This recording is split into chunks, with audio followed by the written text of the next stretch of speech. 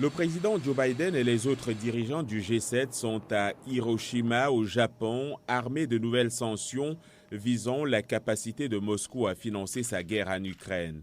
Lors d'une rencontre avec le premier ministre japonais Fumio Kishida, hôte du sommet, M. Biden a déclaré que le groupe défendait des valeurs communes.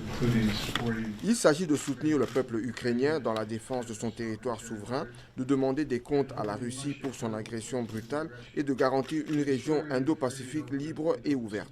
La plupart des sanctions sont imposées par les États-Unis sur plus de 58 milliards de dollars d'actifs russes. Si l'année dernière a peut-être été l'année des sanctions, je pense que cette année est celle de l'application de ces sanctions ainsi que de l'examen des contrôles supplémentaires à l'exportation qui peuvent être mis en place pour s'assurer que la Russie n'est pas en mesure d'obtenir les capacités militaires et la technologie dont elle a besoin pour mener sa guerre.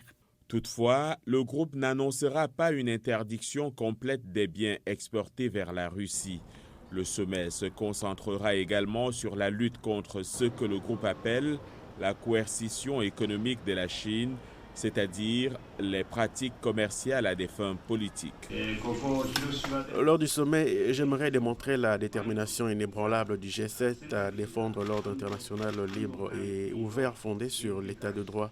Le président Joe Biden va raccourcir son séjour au Japon, politique nationale oblige.